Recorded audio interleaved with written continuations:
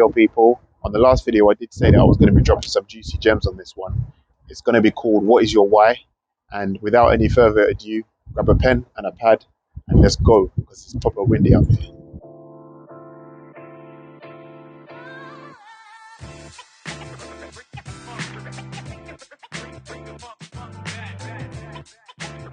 So let's just stop and think for a moment and rewind. So based on where you are with your self-build journey at the moment, have you made a decision as to why you're doing this project? And are all stakeholders aligned with that approach? And when I say stakeholders, that's anybody who has an interest in the project. So it could be family, it could be a business partner, anyone who's connected to the project in any way, shape or form. The key takeaway from this video is going to hopefully put you in a position where you'll actually have an idea, or have more of an idea than when you first started, as to why you're carrying out this project in the first place. So just as a disclaimer, before I get going on some of the options that you could potentially align with, I just want to say my list is not an exhaustive list, right? So don't crucify me if I haven't got something on there that you're thinking of doing. Write it in the comments below, and obviously we can all learn together. And by the way, these are in no particular order. There is no importance. Everyone's decision making is going to be different. And by all means, a combination of these could even relate to you. Or, as I say, they may not. So here are some ideas to help you with your why. So are you doing this project for financial gain? Profit? Work out your return on investment before you start your venture. Conduct thorough research. Research the local property market to determine what kind of houses are in demand and the average sale prices in the area. Keep costs under control. Have a realistic budget and try to stick to it as much as possible. Build for the market. It's important to design and build your property with the target market in mind. Choose the right location. Look for areas with high demand and good access to local amenities such as shops, schools, and public transport. Consider financing options. There are various financing options available for self-build projects, including self-build mortgages and development loans. Consult the experts. Are you doing this self-build project for you and your family to live in? Prioritize functionality. When building a home for your family, it's important to prioritize functionality over aesthetics. Consider the needs of each family member and design a layout that works for everyone. Plan for storage. As families grow, so does the amount of stuff they accumulate. Plan for plenty of storage space in your self-build property to ensure that your family has room for all of their belongings. Incorporate outdoor living spaces.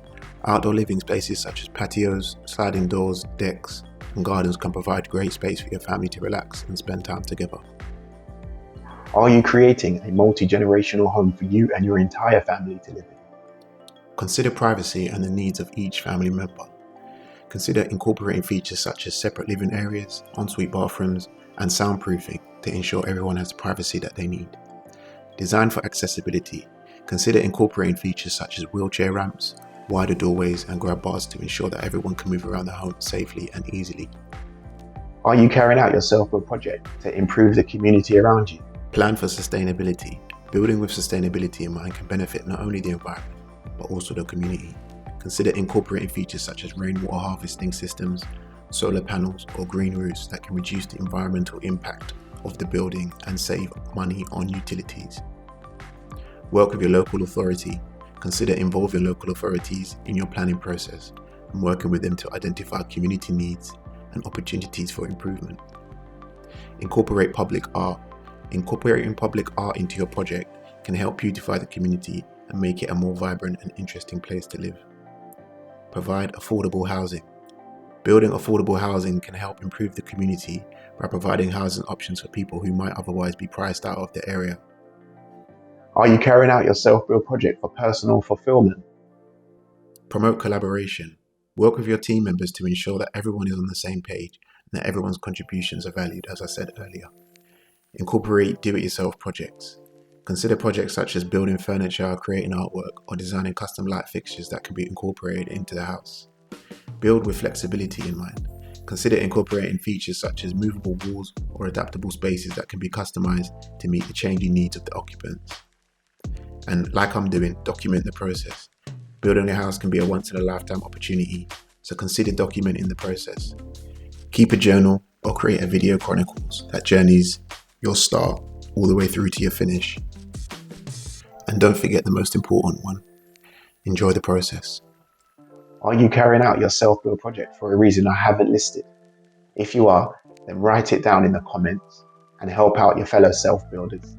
So once you understand your why, or why you're carrying out the project, then essentially you're in a position where you know what you're doing, you've got your focus, and you can just align everybody on the same page to make sure that, there's no disputes or bickering about why you're doing the project midway through the build, when it's just inconvenient and it's just a waste of time. It doesn't need to be done then, it can be done up front. And from my experience, I found that it's best to involve people and keep it transparent, because it just makes your life more difficult. Because you just get people on your case asking you what's going on, what's the latest. And if you keep everybody on the same page and communicate, then it makes life a lot easier for the project to flow. And also what it enables is for people to call out risks, call out issues way ahead of time, because not everyone's going to think like you, not everyone's going to have the same thought processes that you have. And you'll be surprised at the people who can come with something that you've never even considered or thought of, just because they're on the same page as you. So definitely keep the transparency within the immediate team to make sure that everyone's aligned with what you're doing and your why. I keep using project management terminology, and not everyone's okay with this. So when I just mentioned risks and issues. So essentially, risks are something that could go wrong in the future, i.e., I don't know, your builder you decide to pick may leave the job midway through. That's a risk, right? And then an issue is the actual builder leaving the job. So that's an issue.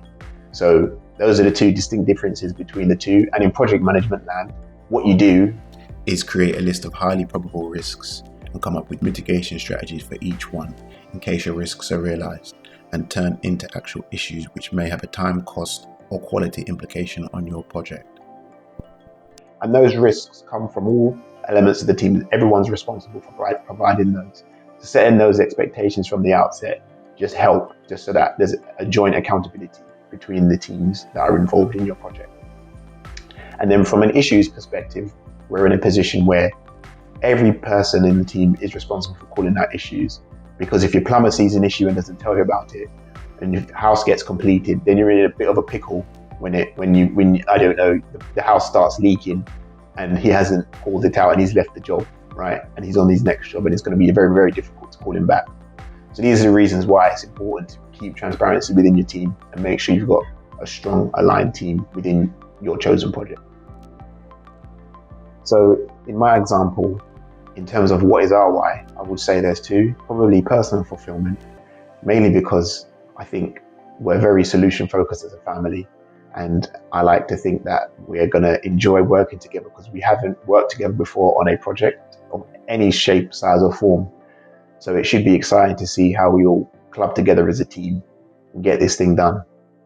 But, if you can do projects outside of your family circle, there's no reason why you can't do projects within your family circle, in my opinion. Providing everyone's got the correct skill sets, everyone can bring something to the table. I'm just excited to get cracking and get started on the physical part of the project, because all the maths, all the planning, all of that side was just a nightmare, if I'm honest. But I'm going to share all I can with you guys to make sure that you guys don't make the mistakes that we made. Not that we made loads of mistakes, but follow our process so you minimize the amount of mistakes that you make. Because the idea of this channel is to give back and help people out. And as I said, if you've got anything that I haven't covered, then make sure you write it down in the comments below so that you can help another fellow self-builder. And you never know, maybe one day we can all meet up and have a drink once everyone self-builds are all completed. So yeah, let's move on. So the other route we're looking to go down is for financial gain. The idea is to get this project done and then potentially crack on and get moving with another project in the future. And it will almost be like a cookie cutter approach, because once you've built a house from scratch, then there isn't really much you are not going to be able to do on your next project or development. And this is quite evident because it's quite different in my background. So as I said, I've come from an IT infrastructure background where every single project is completely different and it's very complicated. And it's almost like with my projects at work or in my IT company, you're in a position where you don't really know the technicalities of what you're dealing with really until the end, especially if it's not your specialism or your expertise. So you're almost learning on the go. So you have to be able to pick up concepts really quickly and ask the stupid questions, If you don't ask, you don't get. So make sure you ask. Use the comment section below and ask a question. If I don't know it, I'm pretty sure I know someone who will. Be wary and obviously consult experts when you're deciding to make decisions. You don't necessarily have to pay for experts to make decisions for you in some cases, but in what I found from my experience is that I like to find out as much information as I can about a said topic, and then you go to the expert with the knowledge, and it demonstrates to them that you've at least done some work and not just asking questions that you haven't even looked into yourself. And what you'll find, I think, is that those experts and those technical people are more likely to open up and give you more information that they really shouldn't be without charging you for, if you kind of do that. So a little tip for you there. Don't forget to write that one down. So that's the end of this video. Hopefully you've gleaned enough information to be able to at least throw some ideas around for those that are just kind of starting.